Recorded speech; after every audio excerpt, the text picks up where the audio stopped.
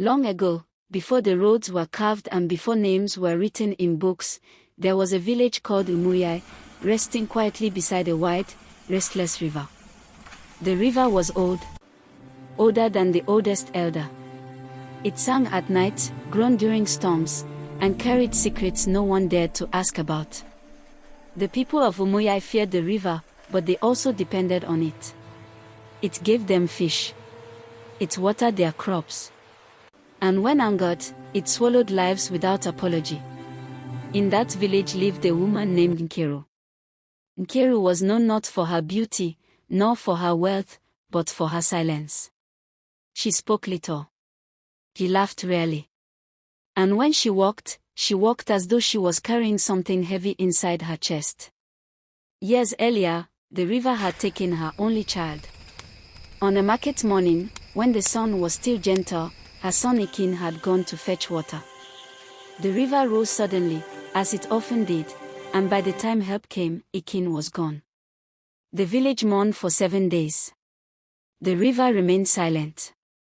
From that day, NKIRU changed. She stopped attending festivals. She stopped singing while cooking. And every evening, as the sun sank, she walked alone to the riverbank and sat there until darkness covered her face. People whispered. She is calling death, some said. She wants the river to take her too, others murmured. But NKIRU was not asking for death.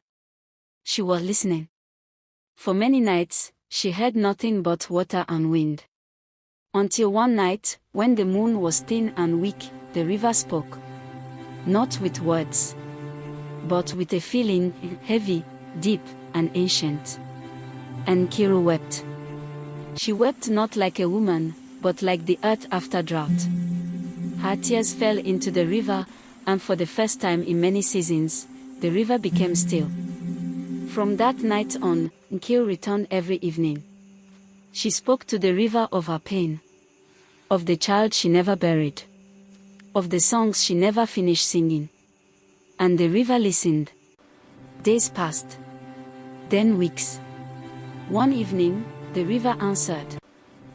Your pain is not forgotten, it said, its voice slow like moving stones. But sorrow that stays too long becomes a prison. NKIRU trembled. Give me my son, she whispered. Or take me with him. The river sighed, and the water darkened. Life does not move backward, it said. But it can be carried forward. That same year, the village suffered greatly. The rains refused to come. The crops dried. Children fell sick. The elders gathered and consulted the oracle. The oracle spoke. The river is wounded. It carries a sorrow too heavy for its flow. Only the one who speaks its language can calm it. All eyes turned to NKIRU. Fear gripped her. Anger followed. Now you remember me, she said. When my child died, you told me to be strong.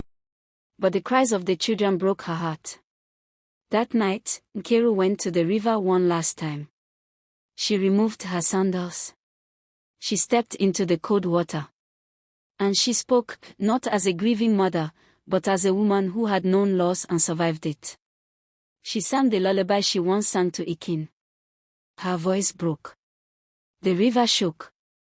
Then slowly, the water calmed. Rain fell before dawn.